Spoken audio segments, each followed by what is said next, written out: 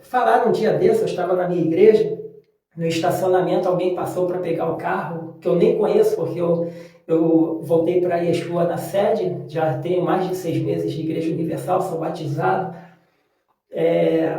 e frequento muito a de Caxias, que é do lado da onde eu e meus pais moramos hoje. Meus pais já foram lá inúmeras vezes, inclusive no meu batismo, e alguém lá da sede, um bispo, enfim, falou: tira bastante foto desse nosso aí, futuro bispo da Universal. Eu falei: Deus me livre. Na mente, eu falei: tá repreendido em nome de Jesus. Que é isso, né? Ele tá maluco? Mas a responsabilidade do pastor Marquinhos, agora em memória, né? Também foi pastor. É muito árduo, gente. Deus me livre. Eu sempre fugi disso. Em todas as igrejas por onde eu fui membro ou frequentava com mais assiduidade, as pessoas falam: esse menino tem um chamado no ministério. Eu fujo totalmente, não quero saber. Primeiro que a função de pastor hoje está totalmente desmoralizada no Brasil e no mundo, infelizmente, devido ao mau ou péssimo testemunho de muitos que se dizem pastores, que se intitulam pastores, bispos, apóstolos, né? Tem gente que fala: não, eu sou pastor, não, por favor, eu sou apóstolo. Enche a boca para falar: gente, para com isso, Zezão. Zezão, pelo amor de Deus, baixa a bolinha. Apóstolo, você sabe que o significado original de apóstolo é enviado, mensageiro, meu filho. Você é apenas um serviçal da obra de Deus, do dono da obra, se é que você é. Para com essa palhaçada. Enfim, mas é uma responsabilidade muito grande. Eu mal dou conta da minha vida diante do Eterno diariamente, né? Como que eu vou dar conta, além da minha vida, de pessoas? Mas, se um dia Deus quiser me impor, que eu não acredito nisso, goela abaixo, um dia o ministério pastoral, eu sempre costumo conversar com o Eterno, que eu quero primeiro que ele me encha de dinheiro para mim não precisar da obra, né? Porque a primeira coisa que as pessoas falam: abrir uma igreja, abrir um ministério para ficar rico. Então, a primeira coisa que eu me tornasse um homem muito rico, né? Como eu tive promessas de entidades no mundo para me tornar bruxo e pai de santo ou bruxo, enfim, da religião afro, um líder, sacerdócio afro das religiões de matrizes africanas, onde eu ia me iniciar esse ano, fazer o meu primeiro ritual e iniciação no Nordeste do Brasil, e não foi plano do Eterno, né? E Yeshua me resgatou em janeiro, quando já estava tudo preparado para eu iniciar. Eu tinha vários sonhos com as entidades que eu incorporava e trabalhava, fazendo trabalhos já. Eu já tinha várias situações de revelações futuras que as entidades também dão, viu? Falam que não dão, que não sei o que, não, sim. Quem trabalha a fundo sabe. E me mostravam mansões, tudo que o meu coração sempre desejou: carros importados, mulheres, enfim, tudo isso as entidades que incorporavam em mim, uma específica que eu trabalhava com ela, me mostrava, né? E quando o Senhor me resgata novamente, eu sempre fugi dessa coisa. Mas é interessante que muita gente, assim, pessoas viciadas em drogas, em bebida alcoólica, lésbicas, gays, pessoas assim que são excluídas, de certa forma, até do meio evangélico. Essas pessoas me procuram, me pedem oração, né? Eu acho isso muito interessante, que mesmo eu sendo assim, mal visto, digamos assim, pelos fariseus principalmente, Deus tem um chamado comigo nessa área da saúde também, de hospitais, pessoas doentes, né, que me pedem muita oração. Eu fico assim, falando: nossa, eu sou tão falho, tão fraquinho, tão pecador e tal, mas é muito interessante isso. Agora, em relação a chamado, eu só me atreveria, primeiro, a estudar muito com os sábios, né, a palavra do Eterno, para ensinar certo, não ensinar errado, como Paulo, que já era sábio, um doutor da lei, se ausentou durante 14 anos e foi para o deserto da Arábia. Então, eu primeiro estudar muito a Torá, a palavra verdadeira do Eterno, os estatutos, tudo, para poder eu não falar besteira e não influenciar de forma errada, errônea na vida das pessoas, dos outros, né? Que é a maior responsabilidade você ensinar ou passar informações bíblicas erradas, equivocadas ou por achismos seus, enfim. E segundo, eu não tenho nível de me santificar a minha vida para uma batalha espiritual que um pastor carrega, um pastor de verdade, né, verdadeiro. você está batendo de frente com todo o inferno, né? Toda a tríade demoníaca, desde os principados, potestades, dos maiores, dos chefões até os menos conhecidos, digamos assim, ou os do baixo clero do inferno, você está batendo de frente com todo mundo. Por quê? Porque você está lidando com almas, você está entrando, batendo de frente com o mercado de almas, né? Então, gente, eu não penso nisso jamais, Deus me livre, mas a minha vida está nas mãos do Eterno, ainda que eu sou muito questionador, falho, né?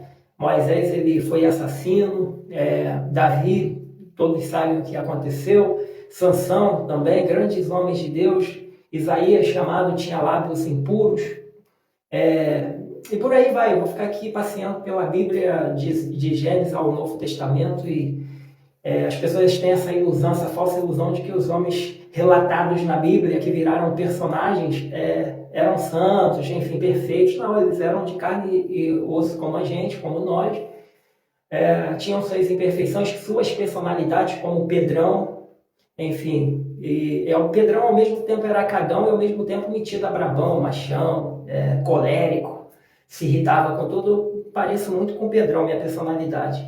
Falador, era o primeiro que se intrometia na frente dos discípulos para tomar decisões, enfim, me pareço muito com o Pedrão.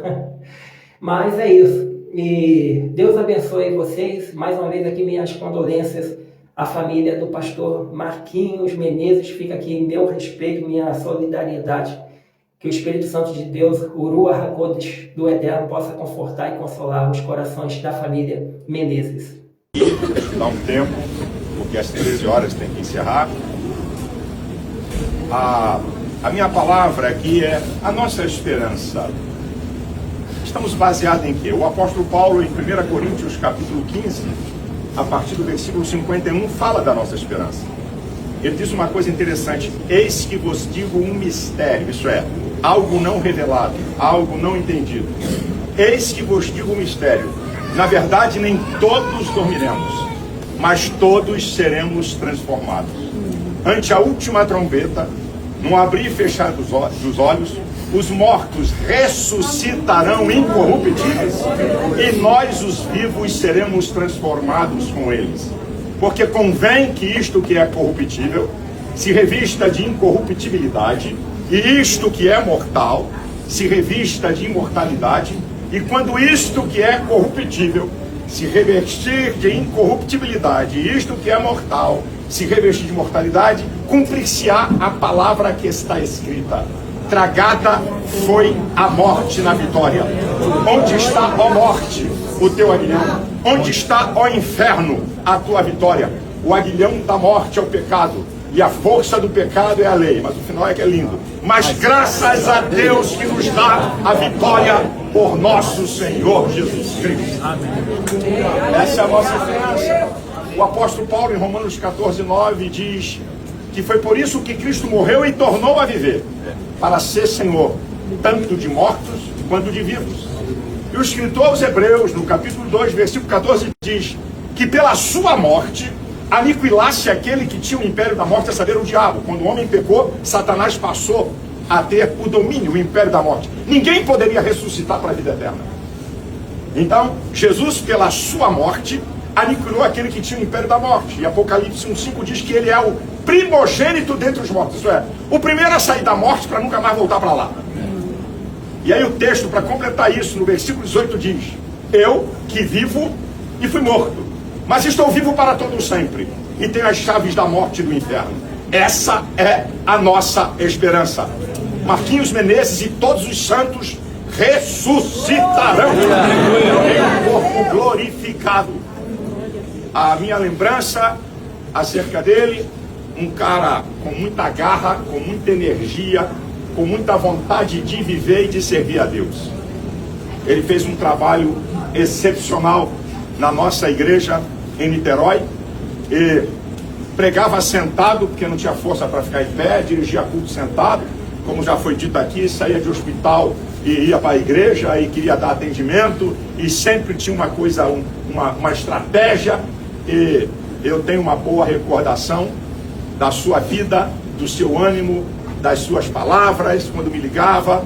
E quando a Lília me mandou a mensagem, sendo pastor, 4 horas da manhã, ele estava lutando para respirar. O cara lutou pela vida todo o tempo. Aí deram um calmante, ela falou, deram um calmante, né, agitado, e aí, por volta de 6 horas, quando acordou, ele tinha passado para o Senhor.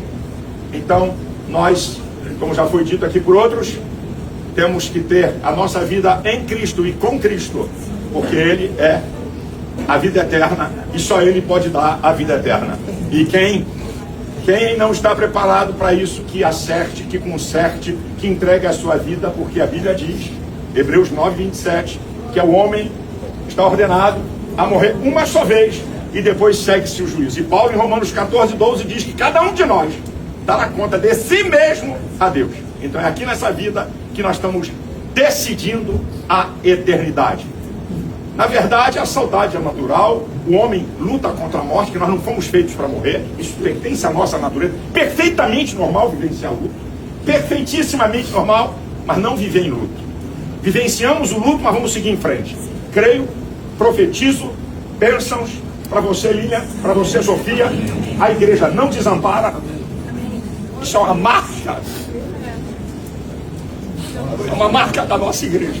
Aleluia. Nós não desamparamos os nossos. Aleluia. Nós não desamparamos mulheres de pastores. Isso é uma marca nossa. Fique tranquila que nós estaremos.